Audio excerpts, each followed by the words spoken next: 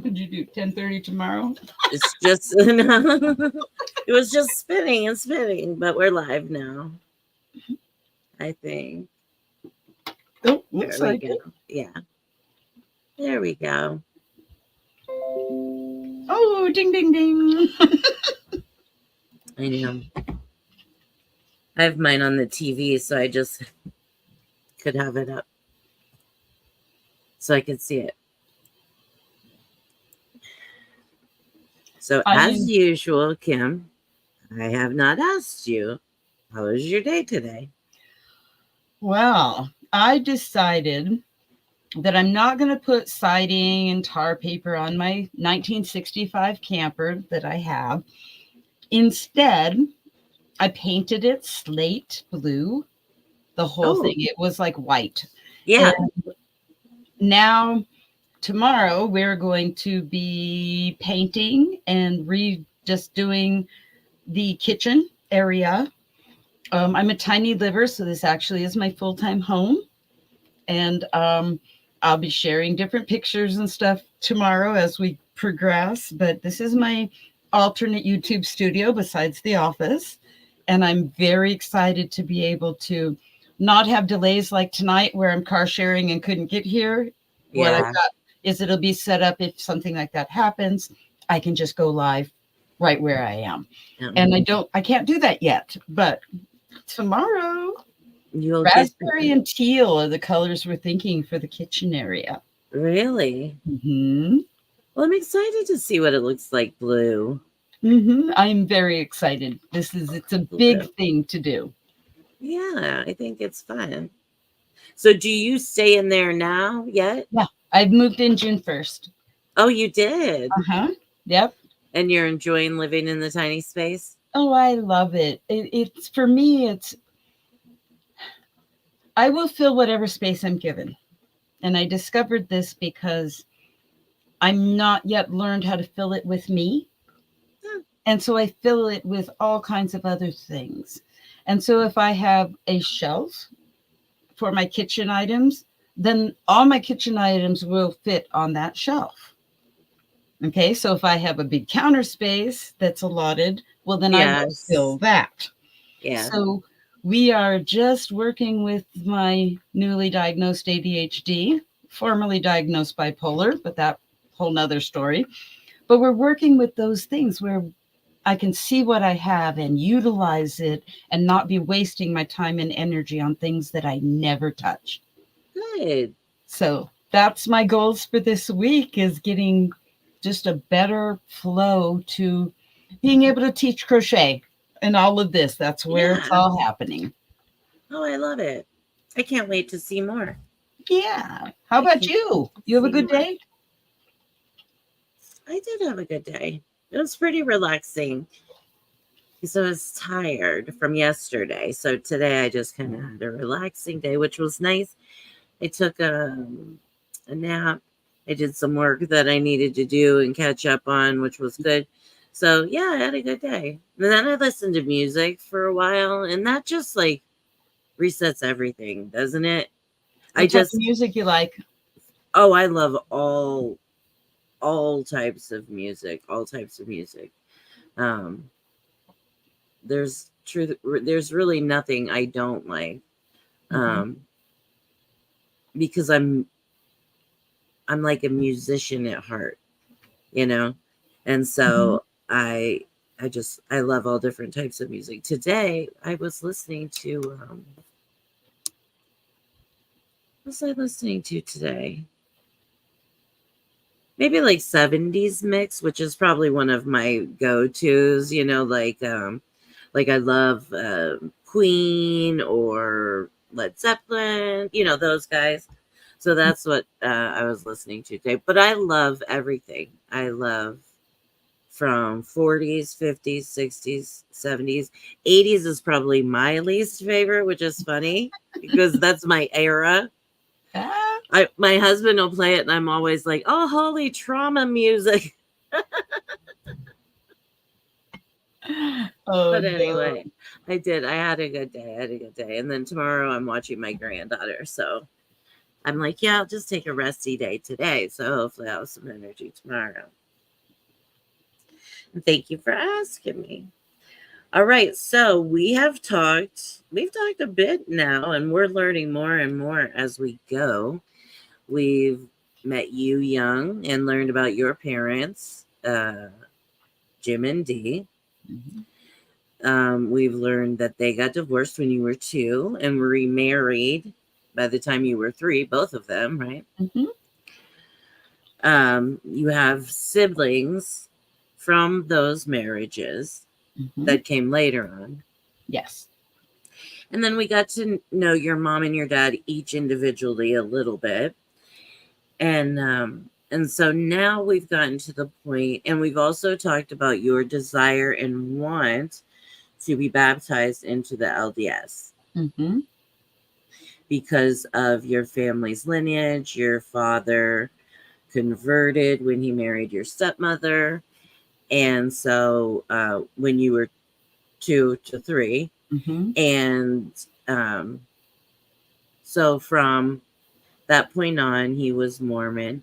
And so you really were exposed to it and Mhm. kind of lived that lifestyle, right? When you would go there and visit and be with Oh him. yeah. Absolutely. Okay. And then we talked about you did have your baptism. Yes. When I was 9, I finally had my baptism. When you were 9, you finally had your baptism. And then, so right away, you started taking advantage of any opportunity to participate in anything that they offered you, right? Yes. Yes. And when you're 9, you're all that's offered to you is you go to primary and you do your scripture studies, you do just the normal stuff. There's nothing extra or anything until you're 12, and then you graduate from primary and go into mutual, which is for young men and young women. Now, when you're saying primary and mutual, are these different stages of, are you They're working towards auxiliary. something? They're auxiliary organizations. Okay. Um, when you attend church, there's a sacrament meeting, which is what people would basically have like for a mass, and that's where you get the sacrament, which is for other churches communion, and then you have Sunday school, where you break off in age groups. Okay. And then what they used to have during the week is one day would be primary, which is all the kids from 3 to 12, and 3 to Okay. 11. And then there'd be another day where mutual would happen, when that would be the 12 to 17, 18-year-old range. And then women go to Relief Society and men go to priesthood. And so those are kind of the different classes that you attend. So when you're in primary, and so those are kind of how it moves along. You got primary, mutual, and then either Relief Society, priesthood, and everybody goes to Sunday school. Now, are these studies ongoing Yeah, this is every week. This is what you do every week. every week forever, Yeah, essentially? these are the classes. These are the part of just what you do. It's a it's not a you go to church on Sunday and that's all you do kind of thing. It could be for some, I suppose, but not it's a pretty much every day. It's a whole committed kind of thing. Yeah. It's a whole lifestyle and a whole way of living, right? Mhm. And for me being a child, and I was 76 when I was 10 years old, there was the gas crisis that happened. And that was when they consolidated from 2 Sunday meetings and the meetings during the week to a 3-hour block on Sundays. So you went to church, you did all your meetings in the 3-hour All block. in one day. So you Hmm. didn't have to Yeah. drive extra. In the past year, I think, year or two, they've gone back to a 2-hour block, which is kind of interesting that they've gone back to the way it was in the 70s. Now, do you think that's because the panorama? I I don't really know. I haven't really looked much into it. It's just change that's happened. Recently. Yeah, kind of along with where it's not as frowned upon if you wear slacks to church, and you're not encouraged, but you could have an extra piercing or a tattoo. And so those are all very, very new changes where they're still, like I said, they're not encouraged, All right. but they're more tolerated for those. They may turn a blind eye a little bit. Well, you're not going to really be in as much, I don't know, chastisement. I don't, and less inner policing, maybe less you have to juggle inside. Okay. I don't know what the real reasons are. Maybe being more socially, more Christian. Maybe. Yeah, I'm not sure. I mean, I don't know if you know Kat Von D, the tattoo artist. Mm-hmm. I don't know if you had seen her. Like she had joined, and I don't know if it was Christian. I don't remember, but I she don't had. remember either. Did you see she had all of her Mhm. tattoos covered except for just a very few? Yeah, I don't know. I didn't And know. what they said for her religious beliefs. Now I don't know what they are, but I do remember seeing, you know. And so for me, like I said, when you think of, I'm 10 years old, this is, we just had the bicentennial, 1776. I mean, we're still in the early 1900s, as they say. Yeah. And so a little bit So, of different world. We didn't have so much of the reporting. We didn't have mandated reporters. We didn't have schools reporting different types of things within that they see. They could see a child struggling or a child with certain things, and now they are mandated to report. right. In my, they weren't mandated. They didn't have to report things, No. but there are records. They do have records. And Yeah. that's the neat thing for me is there were records of the clarified events in my life that kind of were gaslit, whether they happened or not. And then I Well, was able to do you want to confirm start? them. Well, and that's validating, Yeah, right? That's it very was validated. validating. But do you want to talk about what age that started kind of for you? We had talked earlier when we had originally talked about your father, Mhm. about how he kind of was a bit narcissistic, a bit of a gaslighter, and like we don't like to use those words Yeah, lightly, right? And we didn't even know what any of that was back in those days. not at But all. you expressed, he would kind of set you up to fail and watch you fail, set up different tests almost for Mhm. you to fail and watch you fail and watch the way you handled it. So now we're talking about like puberty, early puberty, right? We're right before puberty, Yep. did you say? And so then now and we talked about your mom last time. I want to remind everybody that you have not seen your mom now.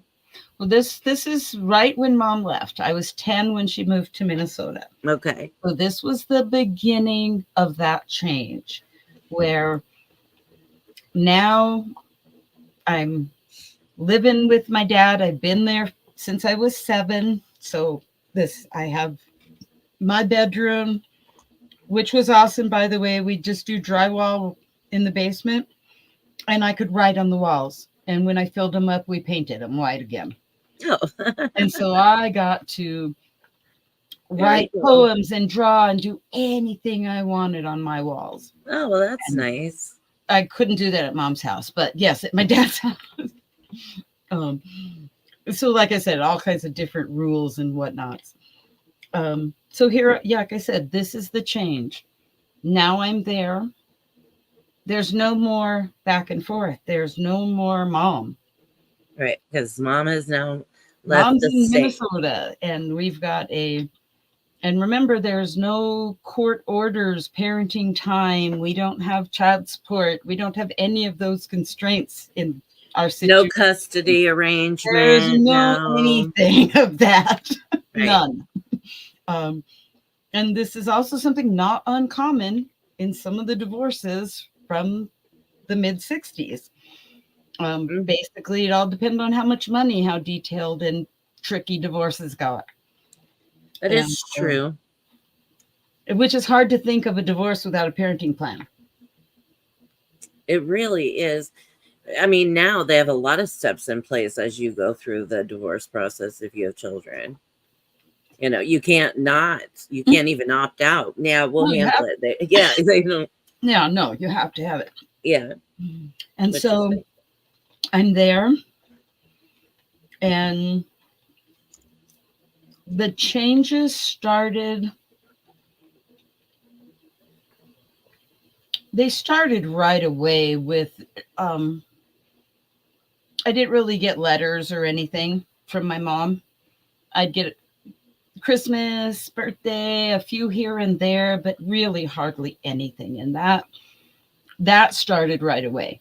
And which was confirmed later, that my mom sent cards and letters. And I believe she did. And I believe my dad kept them from me because he did that later in my life. And so I firmly believe he did it then too. I would be there and he'd be telling her on the phone, she's calling long distance, it costs money, right. telling her that I'm outside playing or I'm not there when I'm right in front of him. Now, And did you so, know it was her on the phone? absolutely, absolutely. But you don't, Did you not? You couldn't say anything. oh, You couldn't. no, there's so much you would risk. I mean, you don't know you just don't know what would happen or not happen. Right. And it could be something or it could be nothing, or either way, you just learn, you don't do certain things. And it's not really walking on eggshells, it's more a learned behavior Yeah, where you don't. you just know.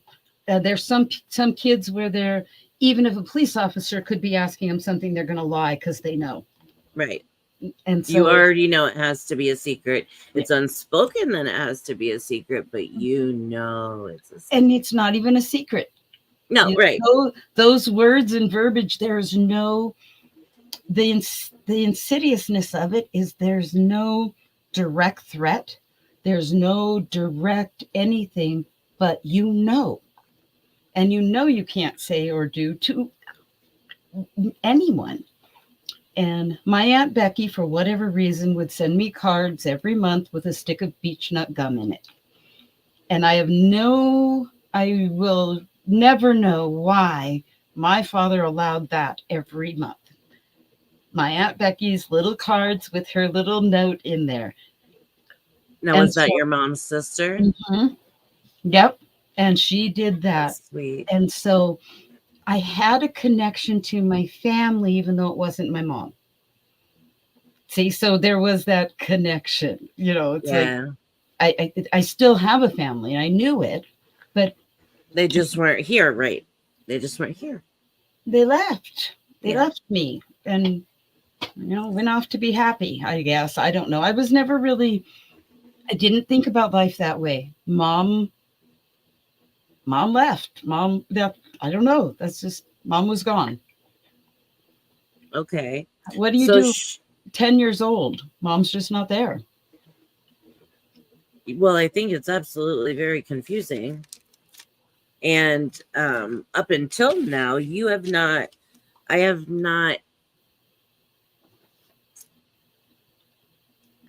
and a lot of time, we don't have a lot of control over our lives when we're children, right? Or we just go Hmm.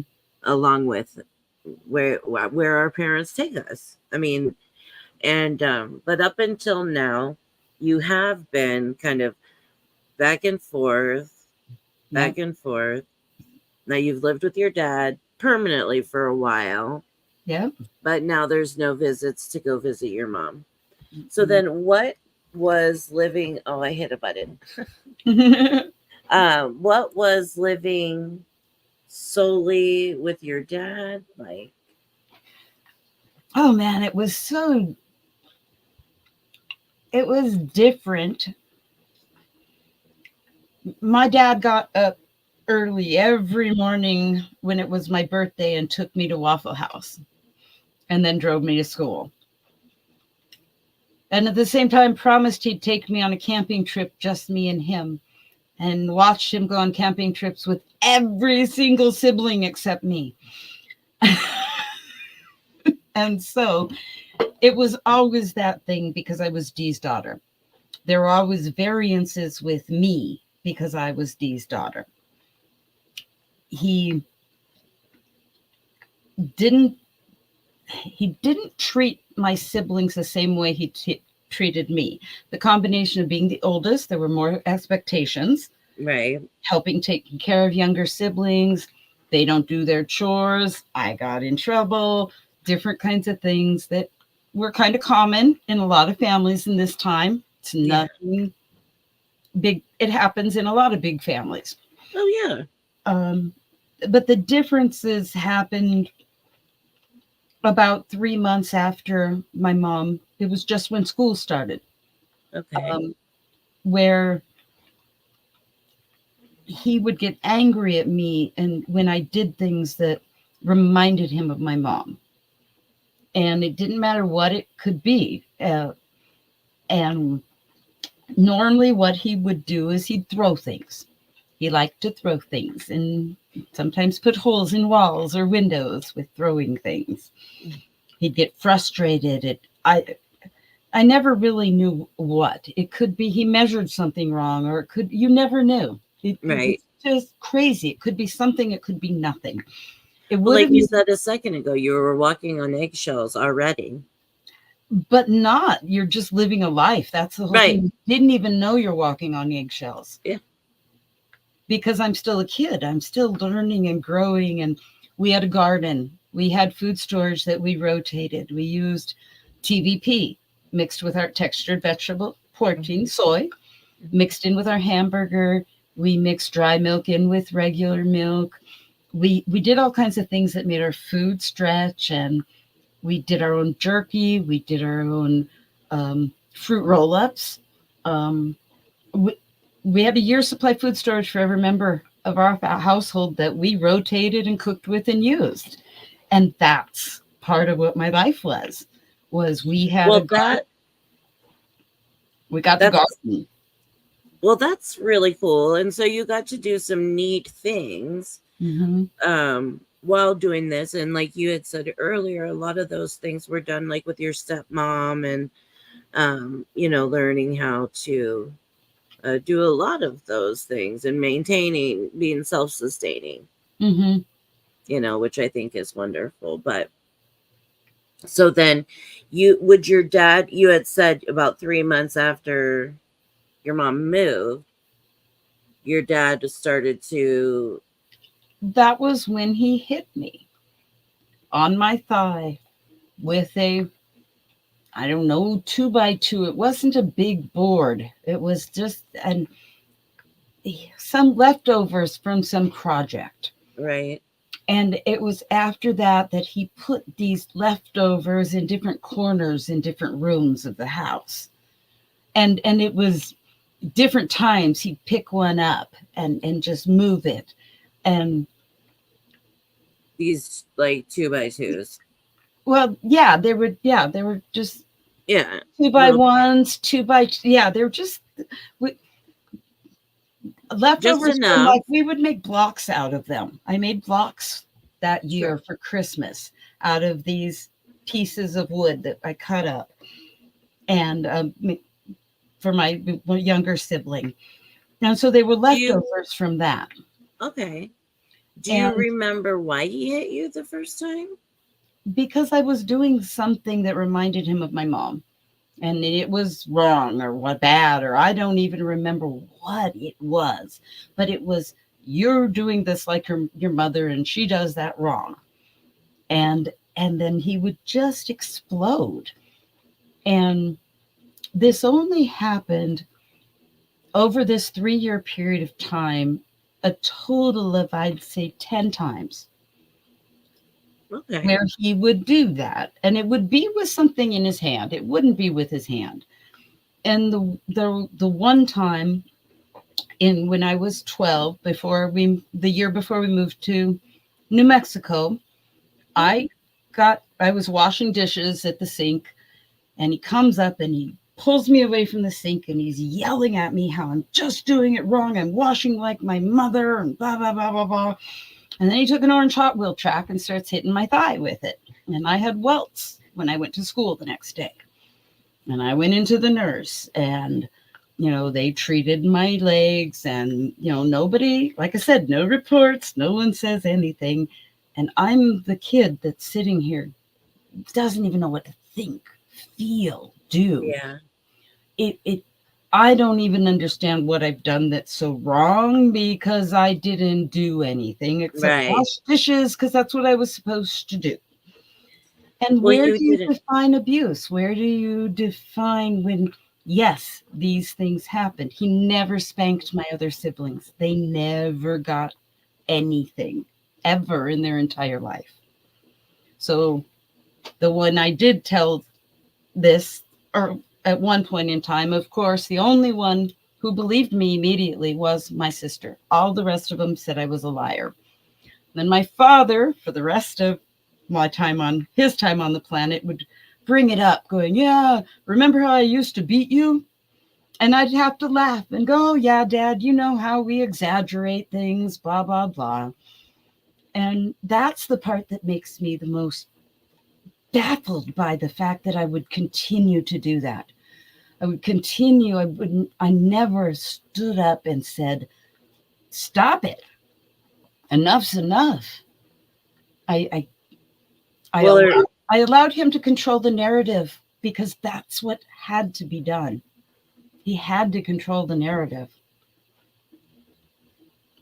And so, yeah, but you don't know why he had to control the narrative, right? because he's batshit crazy. That's all I can say in a loving way. And this is what, I know. I know it's coming with love. I know just it's coming with like I love. said, in beginning of therapy, when I was trying to figure so much out, we had to come up with terms. And my father became batshit crazy, and the things with the church became indoctrination, so that we could determine which one of these things was really coming into play.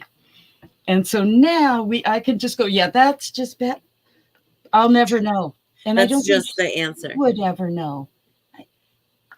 The one thing that counselors and the reality, the fact I have any type of reality, they feel is absolutely amazing. That the fact that I can, that something inside me kept connected with something Yeah. that enables me to even be here talking to you. Yes. And I don't know what that was. They say it's resilience, but I'm not so sure, because I don't really speak resilience. I'm learning how. It's a different language. I think Well, it's survival, and nobody needs to live like that forever. It's exhausting. oh my goodness, yes. And nobody deserves to live like that forever. Nobody should have to live like that forever. You know, we deserve to be loved and cared for. And a lot of times, and you and I have talked about it, where we've had to change the narrative, right? Whether it's our kids, the grandkids, it might take a couple tries, but we're really trying to change the narrative for the future, Yes. Yes. and I know that that's something that you have been able to do. Your grandchildren will never be in the church. No, Between you and your daughter, your grandchildren will never have to go through those mind games. no. They have their own cognitive thought processes, they have executive decision making skills. They live in an environment where they can explore, where they don't have to be threatened, they don't have to feel anything other than supported. And that's the thing we get to give to them. And they I get don't to be kids. I don't know how I was able to give so much to my daughter that I just now am learning. And that's one of those weird things about life, how you can talk the talk, but owning it, that's totally a different thing. And I'm owning it. And all of it, the good, the bad, and the ugly. Yeah. I mean, I think that's something that truthfully, if you want change and you want genuine positive change, I mean, you have to be truthful about it all. Mm-hmm. Yeah, and especially the ugly shit, because And that's why talking about this, it's like child abuse yeah, and things like this. CA, I don't know all the words that YouTube wants you to say. They don't like certain words, that's for no, they sure. don't. They don't. For me, But trying to define all of this in my head, like I said, he was my Sunday school teacher 3 years in a row. So while all of this is going on, I have no outside way to even process or learn or ask. I'm in this very controlled bubble. and there's no one for you to talk to. There's no way to even know there's anything you should be talking about. That's the hardest part that a lot of people don't understand about these types of organizations. You Right. don't even know there's something wrong. Right. Now, I get the feeling that you sensed like this doesn't feel balanced. This doesn't feel right. I don't really feel like I'm getting what I need. We've talked about that. Your your desire so to want to be part of a family so much. Yeah. Just to be part of a family, be loved, just part of a family and be accepted. And that is something that you weren't getting at home and hadn't really. Yes and no, though. I'm Well, getting right, it in a yes. really warped way because, I mean, come on. You're My dad taught me, I learned how to make children's blocks for gifts and do all of this stuff. I mean, that it's so hard to separate it all when you've got this amazing person in your life that also has this. sure. And I think it's okay. This is just speaking for myself, for me. And this was something that I had to work through, but someone really important and like in a patriarchal role passed away. And at first it was really difficult for me to see any of the negative things.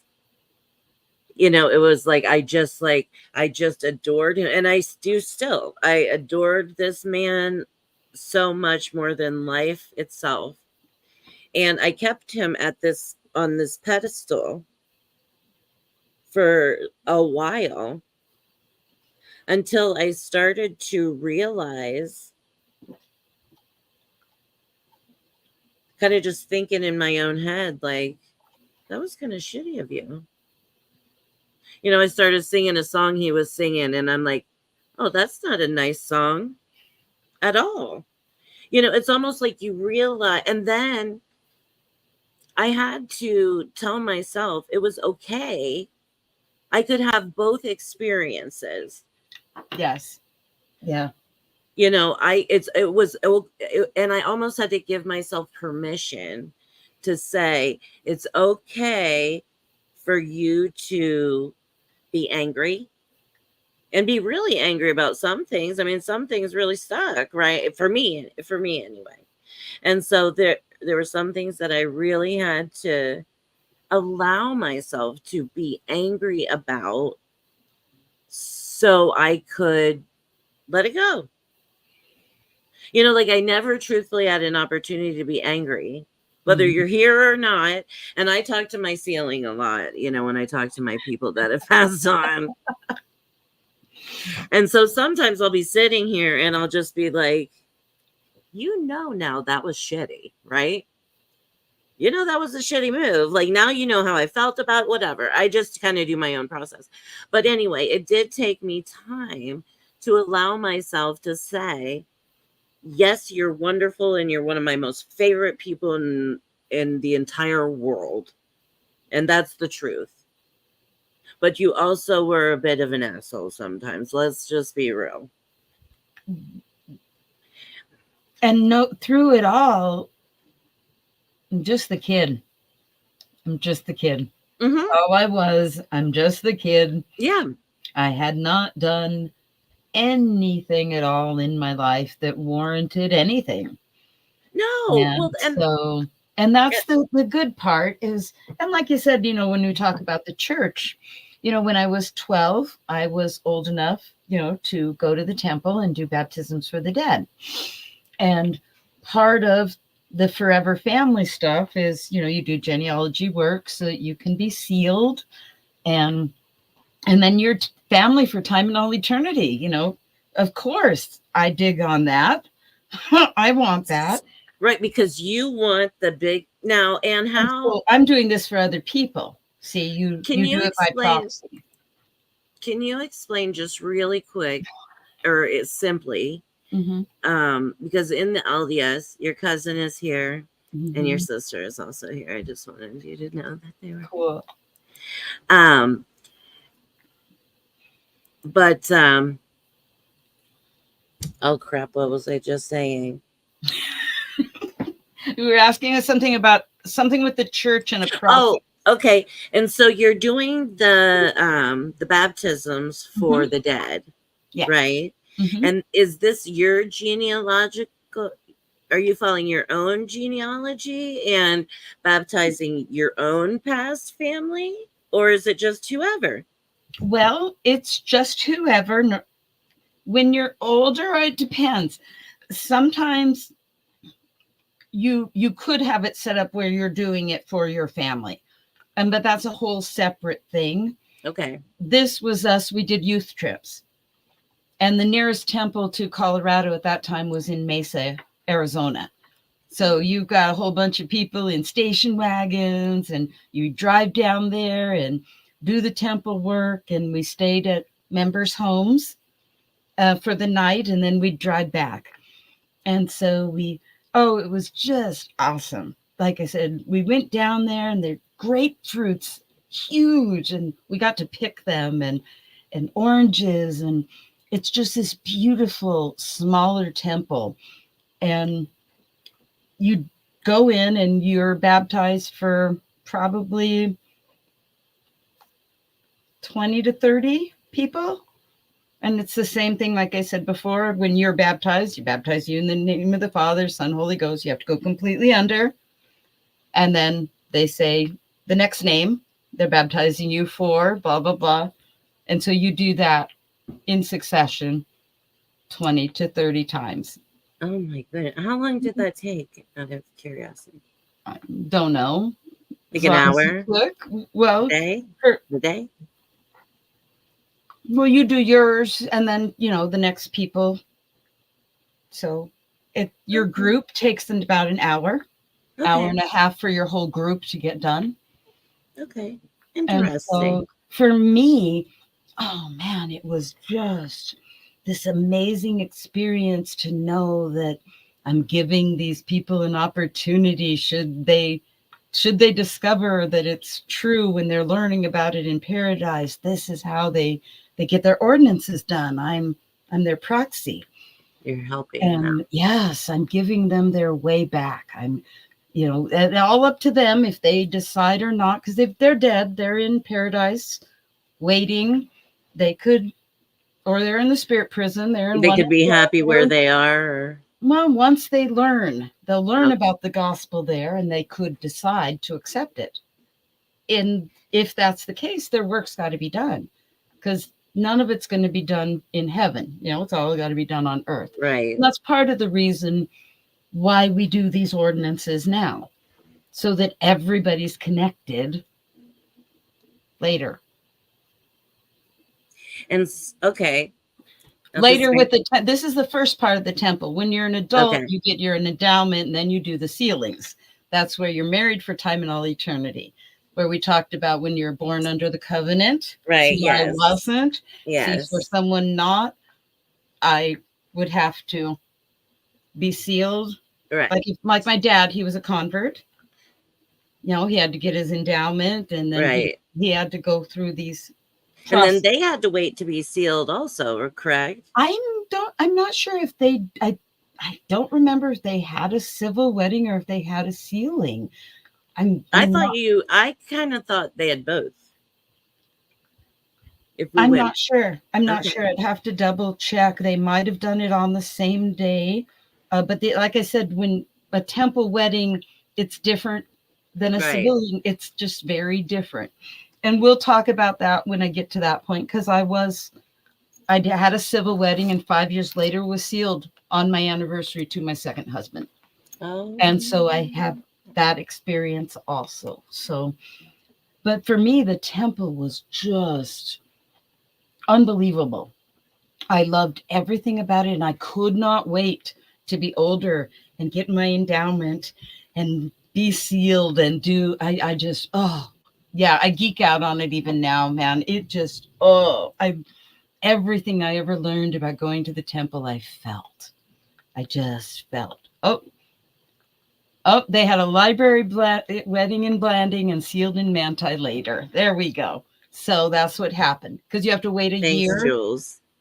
because he's a convert. Okay, He had to wait a year to get a temple recommend.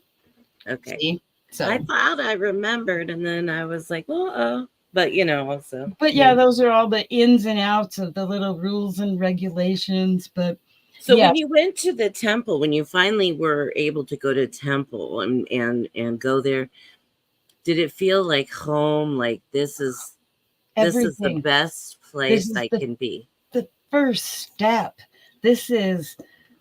I could not wait for more. I couldn't wait to actually be able to go through everything and just more.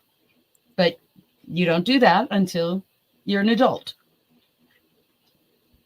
So, and you have one During year the of temple prep classes that don't okay, teach you about any of the promises you're making. Let me tell you, those classes do not prepare you for nothing. So well, not isn't one that thing. kind of how it works? It's like let's get you all signed up before you have a clue what you're signing up for. Hmm. And now, boom, here you are, an adult, and we're just going to keep on doing the things that you already signed up for. And Yes. you've been on this ride for your whole life, you And know? remember, you made these promises when you were baptized, when you were 8 or 9 years old. These you promised to do these things. Right. So listen, eight or Or nine going year on a old. mission or going to the temple and doing these things, they're not a choice. You already made that decision. Right. At 8 or 9 years old. Hmm. And so, no, yeah, for me, oh yeah, the family, the being tied together, all of it. Um, because I would be able, my mother would, after she died, I'd be able to do to her work. And, Ah, she could be sealed to, you know, I don't know how it would work. They always told me God sorts that out because it's like, okay, mom's not married to dad. Would she be sealed to dad or sealed to Ernie? How does that all work? So, I don't know. That, tho- yeah, those are questions for scholarly members of the church. They would probably know more than I do on that. But my I'm sure that questions they will would tell you always get exactly the answer. my questions whenever I would ask, because I'm a kid who would ask questions, where God will figure that out. Those are things that we commonly call shelf items. Yeah. You put it on your shelf. And then one of the phrases and things for a lot of former members is, when did your shelf break?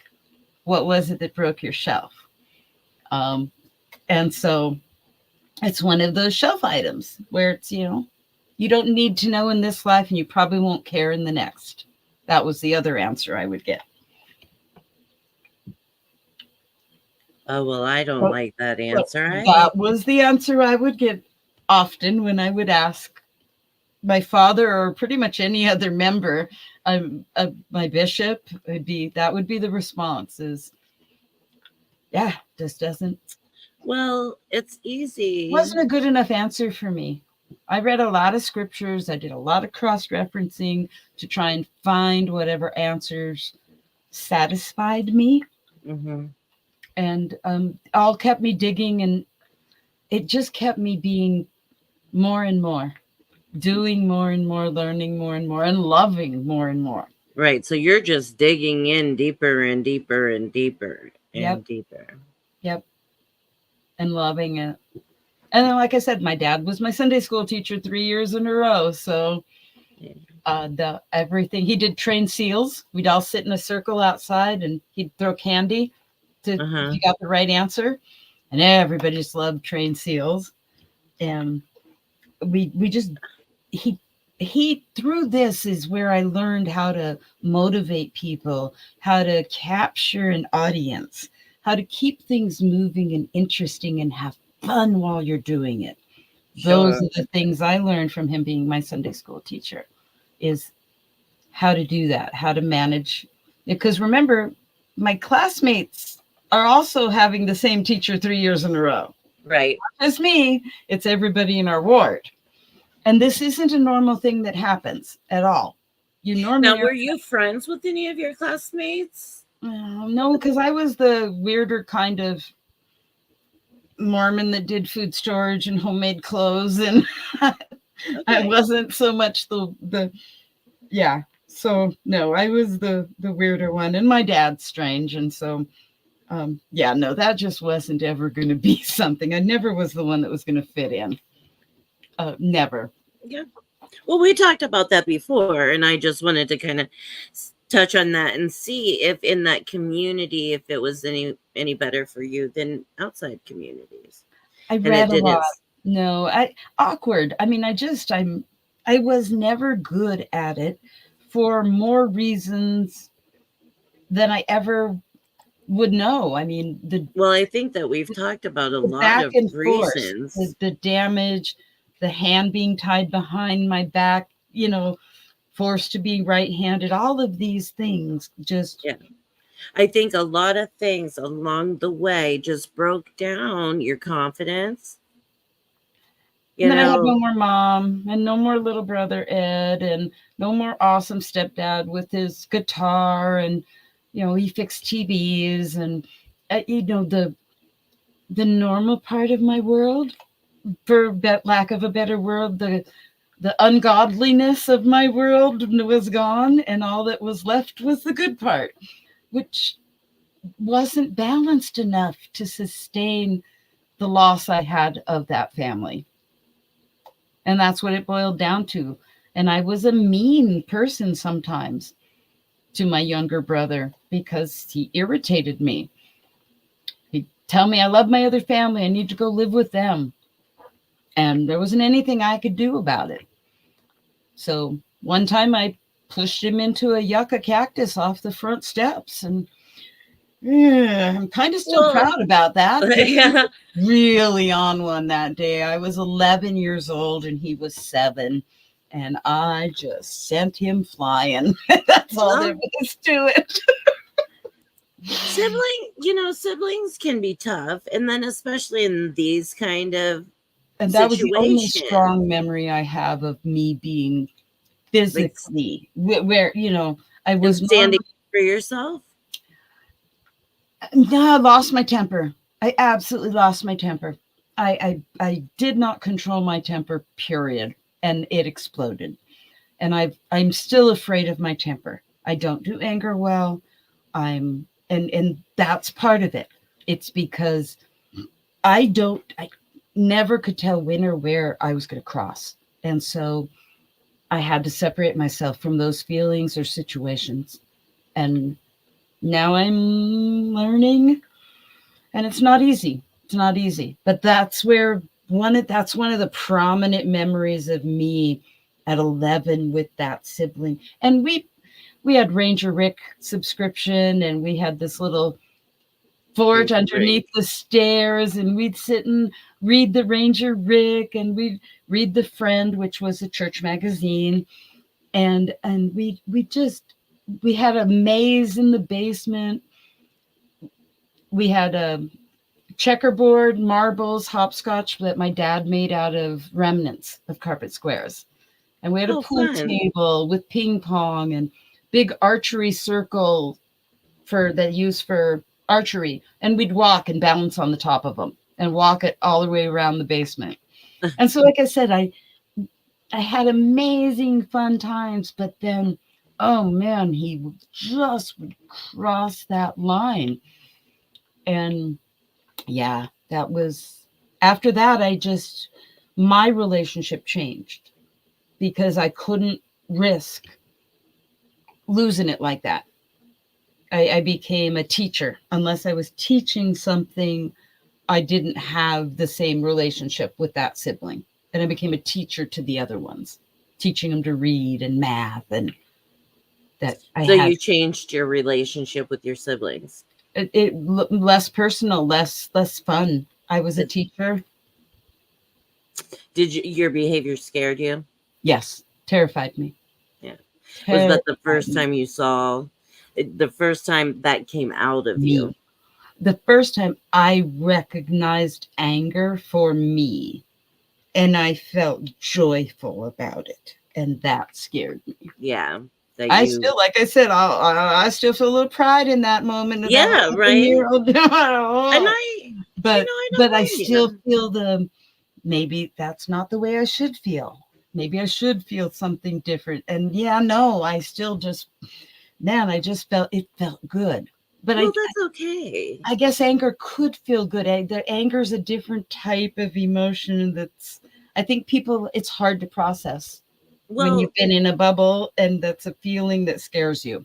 most certainly. And I think what you went through, I mean, I had as one sibling that is my age. I have three siblings, but one that was 4 years younger than me, and we're the closest in age.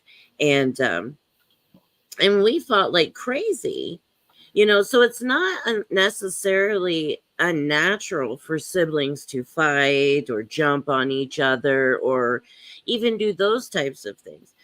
I think it's just more, and not that you want your kids beating the crap out of each other, right? But siblings bicker, they fight, they do those things, but not in, and so, but not in your household, Not in that way. No. Yeah, no, right? yeah, no. That You weren't just, allowed to express anything to I, that I'm female. There's certain things that level. even I'm a female. I would have to be male to be able to even have that kind of emotion. Absolutely. There's just no way it would be tolerated in the world I lived in and the Right. time period I lived in. That's another thing that we always have to remember, because things were much different in the 70s, and into the 80s, Yeah, no, um, that was for not that us and ladylike. women. That wasn't proper in any of my worlds. Even in my mom's world, anger as a female was not something. No, that wasn't something you do. No anger.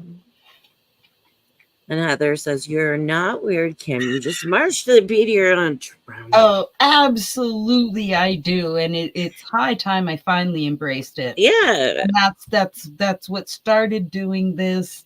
It's time. It's time we end all of these, lack of a better word, generational curses, and we just put it all out there and say this is it. And and Well, and, that there, and it there's wasn't. nothing wrong.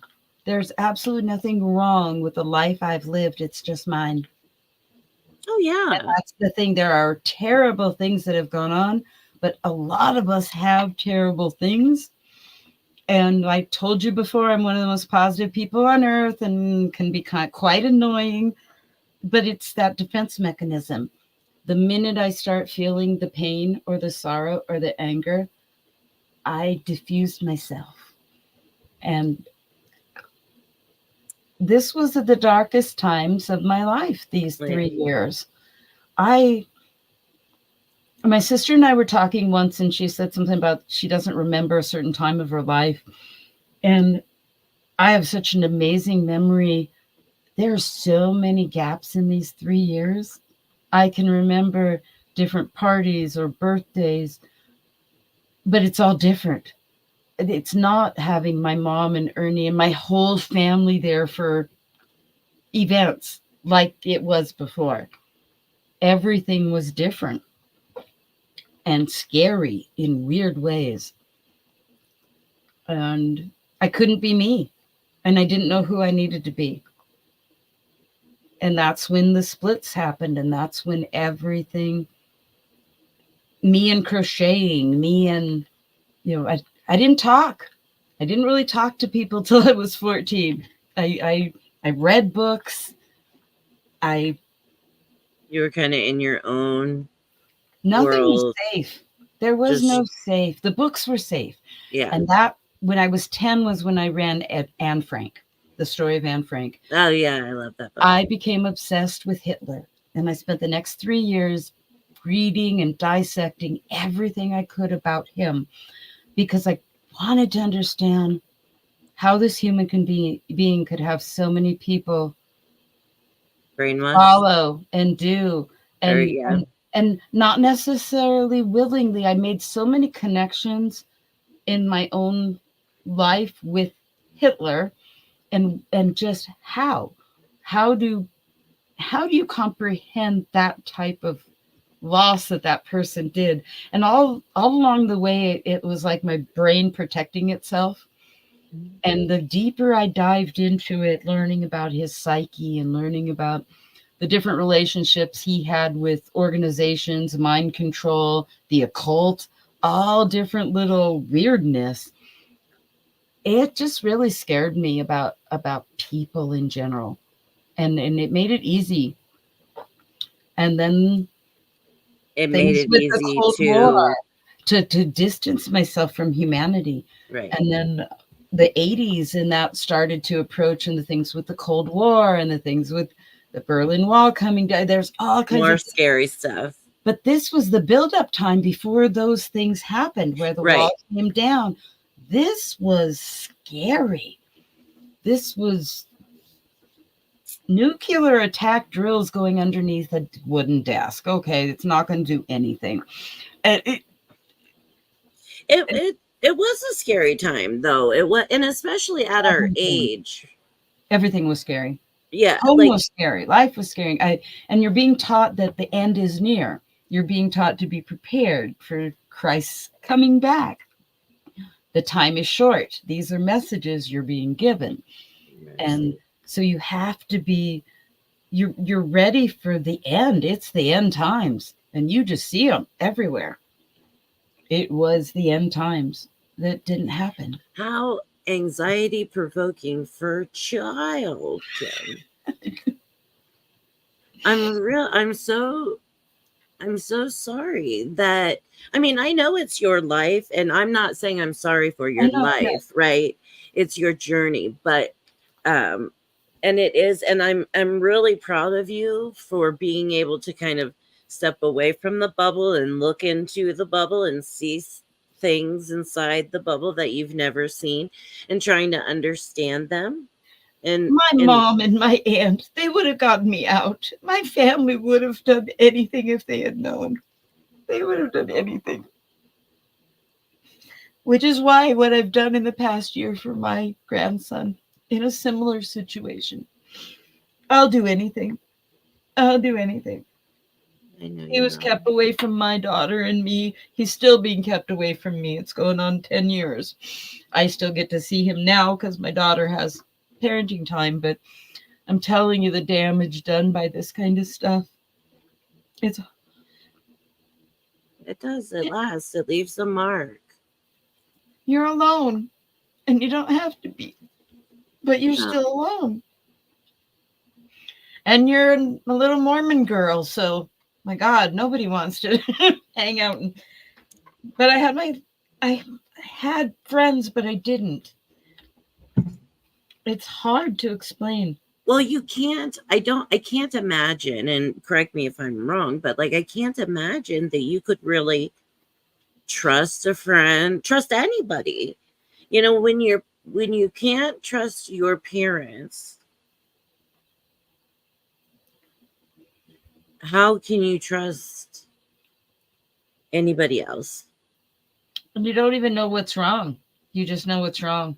No, there's right. There's no words to what you're going through. That's the insanity of it. There is absolutely no words you can put on it. It's just life.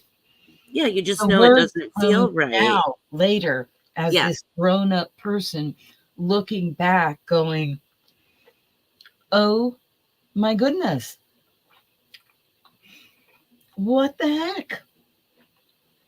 And to know, you know, and put it in the past, but put it in a proper perspective that's not rose-colored glasses and wonderful. To put it in the real perspective that there are solid reasons why I left to go live with my mom with every intention of never coming back. There was no way I could keep living like that, and I didn't even know why. Or what There wire. was there was no real break that said, when I was 13, I needed help.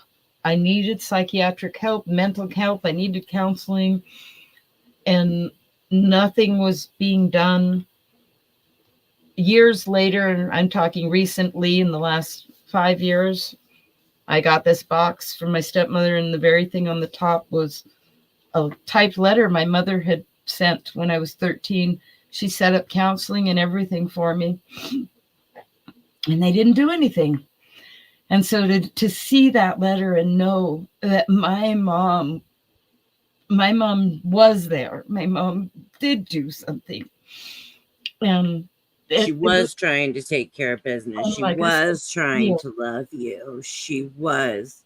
and to find that out, especially after everything with her not having the memory, this was real. This was real. This was a Right. dated letter she sent to them, that she arranged everything, and they never took me. And to know, it was a double-edged thing to know that there that was a chance. There was something. The next year was hell. And it didn't have to be if they had done something. Heck, even taking me to a Mormon counselor, anything would have helped me. Just to talk to somebody. My brain was at such an overload. My brain just, it couldn't figure anything out. And then my peers were learning things, and different relationships and dating and different crushes and things that I Well, this is didn't puberty have. time for you. But This for is me, puberty didn't happen till I was almost 16, and it was drug induced. I had no puberty until then. So for me, I'm not having any of the things my peers are having. So you're not having any of these like boy crushies kind of I'm not weird having feelings. any of that. None of it. Okay. And then now this might be a little bit personal, but what about your body? Was your body changing Nothing. or not yet? It was Nothing until because you're of the 16. ES that my mom was given when she was pregnant with me. Caused a hormonal imbalance. And it was corrected with hormones that started cycles, and then birth control pills within a few months because it was uncontrollable.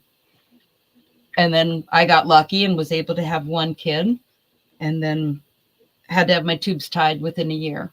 Wow. So, how old were you when you had your daughter? I was 22 and wanted a football team. I wanted a ton of kids. That was a devastating loss. I'm very sorry. But yeah, when you go back to, those 3 years, and now, like I said, the disconnect, I didn't go to the classes.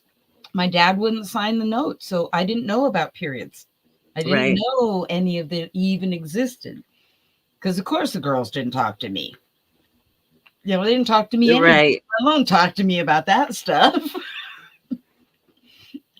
And so that was where, between 12 and 13 is where I started lagging socially. I wasn't lagging socially until then. That was the break where I remained more childlike than my peers. I didn't have the same understandings. I didn't have the same language. I didn't have the same anything. And that stunted me. I could see that. And did you realize it at that time? I have not realized it until the past few years. Did Okay. not realize the effects of it, and Right. and the confusions and the things I struggled with, the things that were because I didn't understand, I didn't know, like Well, and nobody was jokes talking to you. laughing at jokes that you don't know aren't funny. Right. And you're just laughing because you're supposed to You laugh think at the you're supposed joke, to. right? Yeah. You think you're supposed to laugh at the joke. Yeah, that's Like I said, now I know I am neurodivergent. I am ADHD. I do mask. I do mirroring. I do all kinds of natural things because that's just what I've always been, in addition to the rest. yes. Now I'm able to understand and go, it's okay. But Yeah. some of the quirkiness I've got, oh man, it's ADHD. I get it. It's cool. Prior to Right. knowing, prior to knowing, no, everything was not good, and I'm miserable. I'm Right. failure. There, it's I terrible. don't know what's wrong with me. I have no control over any of this I can't situation. be a Don't good know. friend because I don't like people. Yeah. And so people don't really That's believe off that I the don't table. talk to anybody ever. I really don't. I'm not texting. I'm not on the phone chit chatting with. I am crocheting. I'm studying. I'm reading. It's just not my thing. Well, And I think that's but wonderful. understanding it now, I don't have to force myself to try things that That aren't never your thing. worked. That never worked. Right. Instead, I get to do things like this that are my thing, and it's much better, the relationships I'm learning and developing, than trying to force these going to dinner or going out or the normal friendship kind of stuff. Right. Yeah. I don't want to go out. I don't want to do these things. I just want to crochet and hang Yeah. out. At home. And you don't have to. And that's the nice thing is that you finally can just, you're allowed to be yourself. COVID taught us a lot of these things. So some of this stuff is pretty new for a lot of us to learn, that we don't need things we thought we did.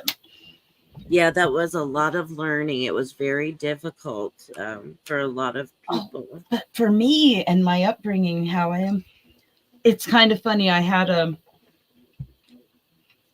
would always give up things for Lent, even though it wasn't anything our religion does. You don't do Right. Lent.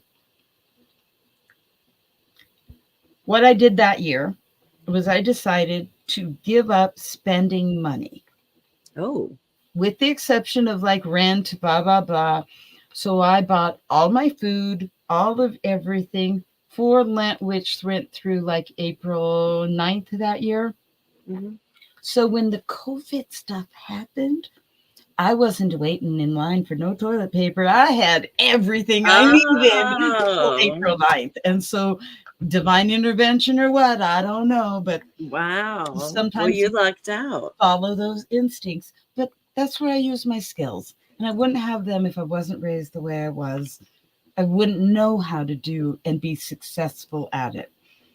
Sure. Sorting out that 10 to 13, man, that's a tough time where you just want to be dad's girl and you just want to be so many things. And I wasn't. I was Dee's daughter. I wasn't. Now I'm finding my own authentic self. I don't have to be anybody's anything. I'm not a wife. I'm not a girlfriend. I'm not nothing. I'm me. I get to just, and that's the biggest generational curse that we're trying to do, is just let those people know it's okay to be you. Yeah. It's not okay to be an ass, but it's okay to be you. Right. Yes. Yeah. It is And okay to be you. And it's important. It's so important to be you. You mhm. know, it's so important to be authentic. And and so I'm then proud of you.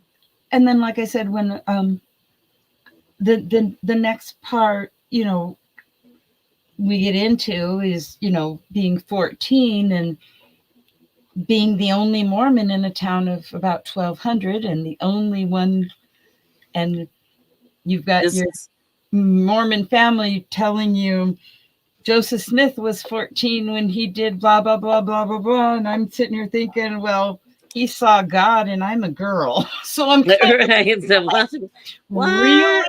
and, but I I stayed active and did a lot of things. I did correspondence, and we'll get into a lot of that later, but it was a different kind of lonely, a different kind of different. And I didn't go to kindergarten with these people, and they all went to kindergarten together. Right. I'm the new kid, no matter what, no matter where. And these people changed my life. These people in Nashwack and Hibbing changed my world and accepted me then and love me even more now. I And love that. that's some of the turning points. And I left this community for 30 years, so I probably should have stayed, but then I might not have had the stories I've had. Right. You got to go learn. You said, you got to go spread your wings and stuff. Like, And so it's kind of, you want to look at some of the comments? yes, let's All right, which we've looked at a bit of them. Oh, but I did have oh, some. hid food and oh good. Julianne, yes. Okay. You're good. Let's see, where's. Yeah, I liked that she said this. You have such clarity and grounding. And I like that. I think that's something that you're learning as you're going.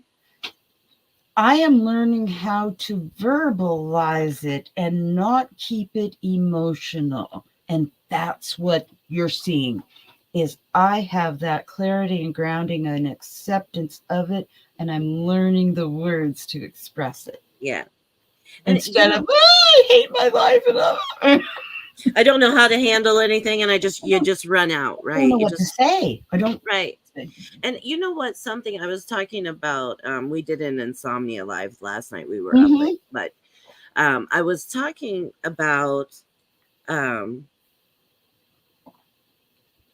heck, I keep losing my train of thought. I'm so sorry. And what did you were talking about your insomnia live last night, and there was something, and we were talking about clarity and grounding, and clearly, I think when you get to the part where you can start seeing some of the things with clarity, that's what we were talking about, where you can start saying, oh, this is this, even good or bad. There it is. There it is. Then once you can see those things clearly, I think it starts to help you firm up your base. Your grounding, your home base, which is you. Yep, where it's like you've got an understanding of something about you. Yeah. Nobody else needs it, just you. Just you, and it starts to build more of like a base to the statue that's you, so to speak, Yeah. And and I've noticed, just as we've been talking over time, you most certainly have gotten much more clarity. Oh yeah, absolutely. Just of what I want to do, even, and it's not as overwhelming to break it down. Yeah, and you realize once you start to realize, or once you have, especially when you get diagnosis, right? When you get diagnosis that help you understand some of your behaviors, why you do that. Oh, it's not necessarily a choice, right? It just comes with me, and we just got to learn how to live together. And I think, like you're saying, learning how to express that to other people, or just like, look, I have oops, I have ADHD, Well, like I told you, I do better when I have a time limit that we talk about, because I could sit and talk all night long. Yes. So just give me a limit. Let's work it out. Yeah. And it's good that you're learning these things about yourself. This Jules said, and I saw it earlier, and she's absolutely right. Controlling a narrative is usually done to protect the perpetrator. And the perpetrator also can translate into the bully. A lot of times I think that's bully behavior. Yeah. And no matter, and like I told you about my person, no matter who it is, right? It's still, you are bully. Yep. That's me and my do it. It comes slowly sometimes. And that's okay, right? Well, me unraveling my belief in the church and my realizations, it took time. It didn't happen overnight. me my shelf didn't fall. It got overwhelmed with too many books, and they all, that's why I say it falls off in chunks for me. Yes. And I keep having these chunks of Mormon falling out of my brain. Right. And I'm it'll be interesting if because my shelf hasn't completely broken yet. I'm fully aware of the pull that the church is still having on me. And until I don't feel that the way I feel it, it hasn't broken. It still has a hold of me as long as I allow that. Yes. But I recognize, and I'm allowing it to just be. I don't have to change it yet. Like you don't have to do anything. I don't have with to act on it. Yeah. I can feel it and make my decisions about what community, what life do I want, because I'm not replacing it where I went. I'm not going backwards. I'm not going back. So what do I recreate? What am I searching for and wanting from that? Because I need to create it somewhere else or find it somewhere else. Yes. And I haven't yet. So that's interesting. I haven't yet. And that's what I've discovered the pull is. The pull is that longing, that it's just like that little girl that wanted the family. Right. It's there. That same thing. And so the more I develop this authentic self and make my own definitions for me, that feeling will change. I have every faith in that. It will change. I think so too. And for now, I'm not going to kick it out or worry too much about it, because I'm not attending meetings. I'm not doing certain things. And I could if I really wanted to. Yeah. But I don't. It's a feeling I feel. It's not an action I need to take. I do understand that. And I have another friend that's was raised LDS, and it is still also in her life. Mm-hmm. She doesn't participate, and she also hasn't quite been able to quite yet. And I think that it just is the long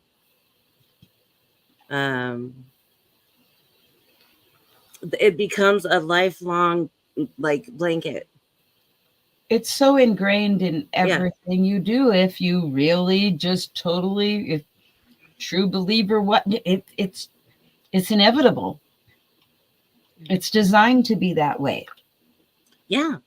And so they here you are and my other friend are and have decided this isn't for me, like this isn't for me, and has left a lot of damage in both of you in different ways, you know what I mean? But there's still that blanket, and she's kind of said the same thing to me that you said, I don't need it, I'm not using it, I'm not nothing. Oh, but it's still there, and I don't like that it's still there. I don't want it. No, she doesn't either. But I just my thing is, you will know when that time is right for you. And I've learned that I don't have to force things. Yeah, I don't have to produce an emotion or anything. I can just be. Yeah. And you're just figuring it out as you go. Mm-hmm. And that's beautiful too. She's so sweet. Oh, hid food in my closet. Yes. This is something I did. When I left to live with my mom, my stepmom was cleaning out my room, and she found this bowl. I made microwave sweetbread. Oh, and so it was one of the early recipes for microwave. Right. And left it in the closet. And I don't even think I ate it. I would make it, and I would always do that. I would make things and not eat them, or make them and just because the smell and the warm, and there were just all these sensations. I like the process of making it. The microwave was so quick. I loved it. And then I would just sit and feel it, and just warm, It and was comforting. I just I don't know what it was, but it was my thing. It was something I did on a regular basis. But she sat there crying. She told me she was crying. This is as an adult. She was telling me how she just cried and cried and cried when she found that food in the closet, because she just was, what'd she do wrong, or what was she not there, or she just, it was really heartbreaking for her that I was doing that. And I could see that as a grown up, it's like, oh. And for the longest time I had no concept of why. And I still do weird things with food, and I still do things like that. Um but not to where it's left out like that. I mean, Right. I don't like bugs or critters. Right. So we don't do weird things, but I do making that connection with the warmth and the process of making this sweet bread. And yeah, it's kind of interesting now that I think about it. I have this weird, and that's the smell I'm smelling. Okay. You know how a lot of people, they have a disorder where they'll smell something that's supposed to smell good and it smells bad? Yeah. Okay. Mine, and it started in, oh my goodness, what was, I can't even remember. For quite a while now, several years. When I smoke cigarettes, Mm-hmm. and I smell fresh baked bread when I smoke cigarettes.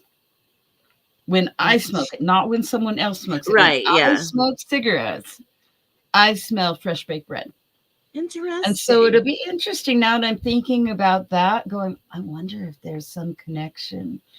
Because I'll smoke, like, I like having 2 cigarettes in the evening. I am a stress smoker. Yeah. Um, if, but a pack will normally last me, like, I don't know, 3 weeks, Oh, 3, 4 wow. That's weeks. very good. Yeah. And I smoke Virginia Slims purse pack. My daughter calls them Barbie tampons. Yeah. And she says they're not even real cigarettes and they're menthol. But they're mine and I like them, so it's Yeah. okay. Yeah. But nobody's concerned about this. I'm sure they'd be concerned if I was smelling something bad. But because I'm smelling something good, they're not concerned. But this is interesting. I wonder what that's, because I don't know. That is that is an interesting. interesting thing to make that connection right We'll now. have to. I definitely have to do a little thinking. Thank you, Jules. That was pretty cool. Oh, hey, Yeah. Bobby. I am doing good. Love it. I have Oh, my good. Facebook peeps are me. I have a bigger Bangladesh, India, Nepal has come up on my stuff now. And so I'm learning a lot of different languages that I wasn't expecting to. So I'm slowly figuring out when people are saying hello or bless, or just all different kinds of. Good. So That's exciting. I like that. I love meeting people from all around the world. yeah. Oh, that's interesting, Jules. Oh, that bugs me. I'll have to think about that one. I know that's very interesting, and thank goodness it's bread. Well, it's Tastes how like the fresh. brain processes, and you don't ever really know when the pieces are going to do what they do. But being open and willing and able to try is what's changed. I'm actually able to experience the feeling and not run away from it. So, Yes, that's very true. Another says pre-diagnosis, I truly felt like my brain was broken. Post-diagnosis, I have the clarity of my brain is just wired differently, right? And yep. you can give yourself so much more grace, so much more Mhm. forgiveness Yeah. when you know, and then you can learn about what it is that's going on, right? And unfortunately for me, in 95, I got diagnosed with bipolar, and turns out that's not what was wrong. And all the decades of medications and being a zombie and all kinds of stuff was my experience. And that's like, In 95. yeah, that's a whole nother thing. I came out when Carrie Fisher died. That was when I came out with bipolar, because Oh, she wow. she never wanted to be and was never a spokesperson for it, but she Yeah. was very open about her disorder and very open about the struggles she had with it. So when she died, that was when I made a public Facebook post about, how I Hey. feel. And now to find out that it's all ADHD and I was never bipolar, it's like, yes, because that wasn't the thing. It didn't fit quite right. Like I the pieces didn't. I had Ultra D in cycling, rapid cycling, where you cycle in minutes and hours, not days. And Right. that's ADHD. But in 1995, and almost 30, you're not going to get diagnosed with ADHD in Right. 95 as an adult female. Oh, no. I mean, but that's the thing. And I think that it's a wonderful thing. I think it's wonderful for you too, Heather, that you've learned that Sweet. as adults, people are getting diagnosed with ADHD, ADD, autism, different spectrum disorders. But I'm And not going to be mad at them for the diagnosis I had and going through everything, because technology and medicine and everything changes so differently now. It didn't move this fast when I was growing up. It's like the 80s came and everything went boom. yes. But the other thing too that I'm hoping we are really changing is the narrative. That Yeah. mental health or ADHD or any of those things mean you're nutty, you're crazy, you Mm-mm. can't function, you can't be in society, all of that, because that's all baloney, Just need different but tools in your toolbox. That's yeah, it. that's exactly right. But during those times, the 70s and 80s, it was still, and even into the 90s, still a little, and people still have that perspective now, especially people in a lot of these cursive groups. I lost every job when they found out I had bipolar. I lost my job within 6 months. Every time. Every single time. And I think And that so that's you just don't tell, and then you don't go to therapy. You're on medication, but you're not going to regular therapy because you can't take time off of work. And so now you've got evening appointments and weekends, and I'm what, grateful is what I'm saying. I am yeah, I grateful. It was really rough to go through what I went through, and a lot of things I didn't have to, but thank God I'm doing it now. I mean, I've been yes, in almost every other week therapy for a decade now. good. That's wonderful. That's And so wonderful for you. uh, it's taken that long to get to where I am now. And it's unbelievable. Unbelievable. The last year and a half of growth Yeah. and changes. There's just no way to describe it at all. I don't even think the same way. I don't. Yeah. Like tonight, we were car sharing, and she was running late, and I communicated. And then Yeah. when I wasn't angry or upset, it was, I was a little, I was trying to hurry her up, and she's giving me gas money because car needs gas. And I'm like, I don't care right now. But I didn't say that. I thought it. And Right. I normally would have Yeah. said it. She Good. could tell I was rushed, but I wasn't upset. Yes. And normally, no, I'm going to be a time freak and I'm going to be guilting and shaming someone. Yes. And instead, it was no biggie. Here we are doing Yeah. this. Yeah.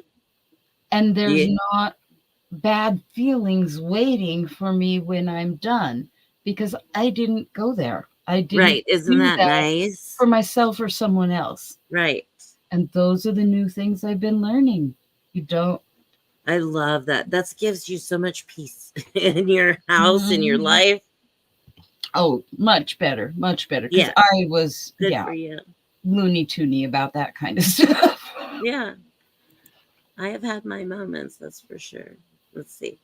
There's such growing up with undiagnosed ADHD was hard. I'm grateful my daughter was diagnosed at 5, so her childhood is much better than mine was. Well, she doesn't have to That's be confused. yeah, She, that's you can understand, and you're there, and you've got support, and and you understand because of what you went through, yeah, and that's what and I didn't was even thinking know. So it's too. like Yeah, you get to fill in the blanks, and yeah. that's pretty cool. That's one thing I think that has been really it's changing the narrative like that. I think that's been a saving grace for my daughter, for a lot of people I know that have But you, kids. you still keep your boundaries. No. Oh yeah, you Still have to. keep your boundaries, but don't Yeah. control the narrative. No, no, no, no. But I can help you. I can be more patient. I can try to have some patience. I can try to be understanding. And those are all things that I don't think that we really got at, at least a lot of people that I know and myself uh didn't get that understanding of the anxiety or the being scared or the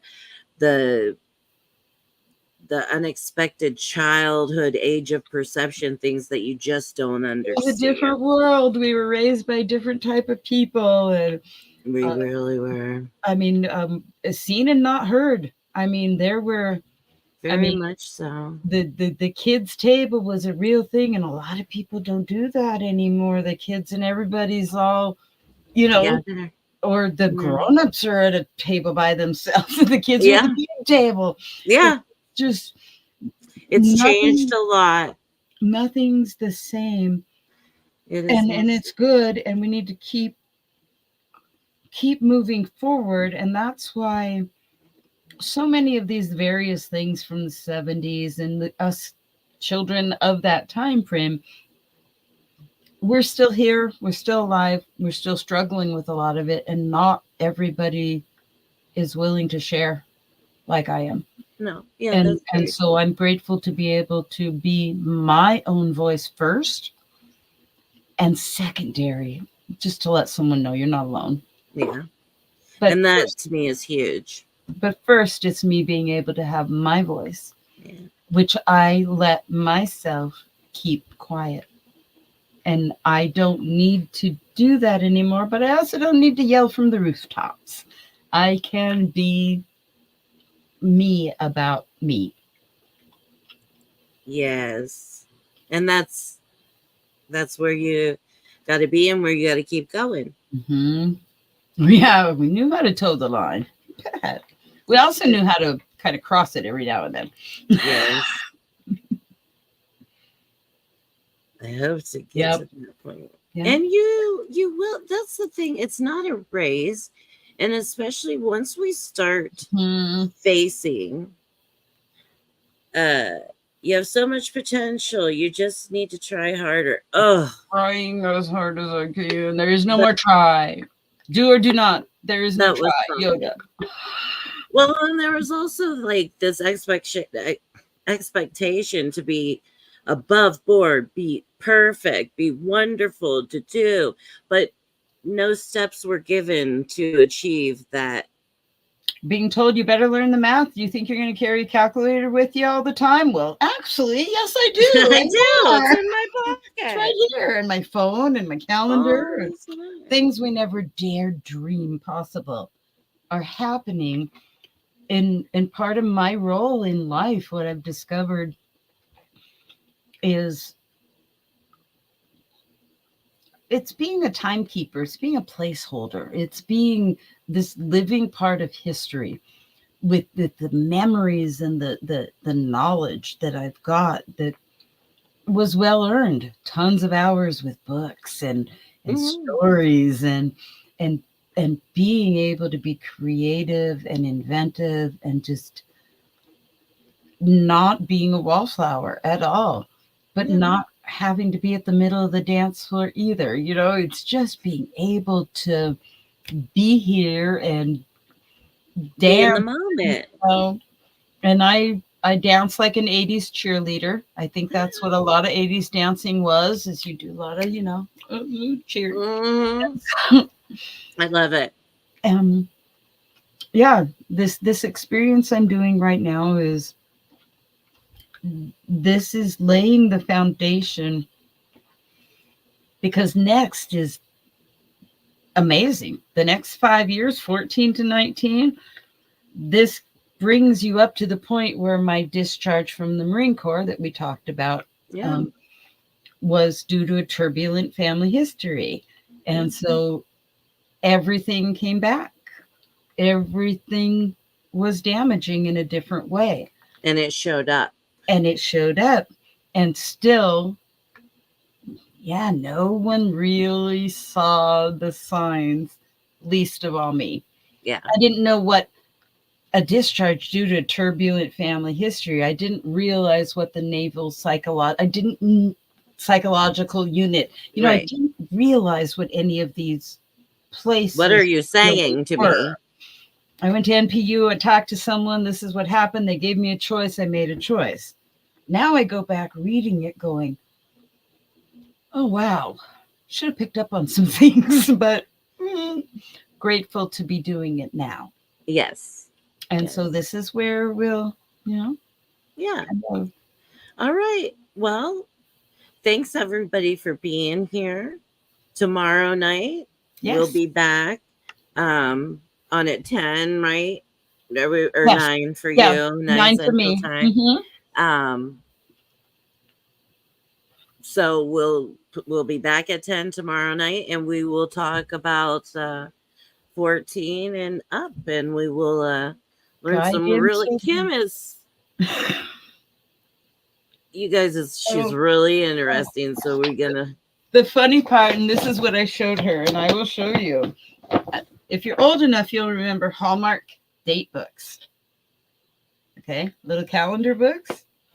You I remember have these? these. You got. I have these going back to 1979 when I was a freshman in high school. I can tell you everything: social security numbers, license plates. I got it all. So this is where it's a little easier, but I don't need them because I kind of remember it. So Yes. but it's kind of fun going back and actually Look seeing into them. when something happened, going, oh my gosh, Yeah. how young I was. And that's why I wanted to share. I'm this freshman in high school. I'm free from restraints, but it's all in my head. Right. I'm physically out, but mentally in. Right. And I stayed there until 2020. So this sets the stage of a lot of how I went back to the church and left, inactivity, all of this. This is the beginning of that cycle Right. that I lived until 2020. Right. So, And we'll talk about your husband. I your had marriage. 3 husbands. Right. Your husband. So, yes, we get to. And yeah, so we have a lot to learn. And so there we go. Well, thanks guys so much for hanging with us. It's always nice to see you, and hopefully we will see you tomorrow. I listen on cool. Tips and chatted on Tips. So much healing. Thank you for sharing so much with us. You're an inspiration, Kim, and she is, and I love that. I'm just, and I know this about me, and I was called Dear Abby in high school. And so for me, it's being able to inspire myself now. Yeah. It's being able to embrace all of that you see, only me seeing it for me. I know. New, and that's not always easy, but thank you. Thank you very much. Oh, thank you, honey. And I'm excited to see and hear more and where we go. And I think one thing I do want to say real quick, and then we'll go, is I truthfully think that you are an inspiration to other people. And I hope that you will start to see that as we go through this process, as you continue to go through the different things that you're doing in your life. that you truthfully are an inspiration. And that's part of developing your authentic self, is recognizing those things, Yeah. not just the negative, but there's positives we miss in ourselves too. And so, yes, this is part of it. Thank you. I'm Yeah. learning to embrace those things. Good. Good. All right, guys. We will see you tomorrow night. Love to join, or we'd love for you to join us. Bye, guys. Have a good night.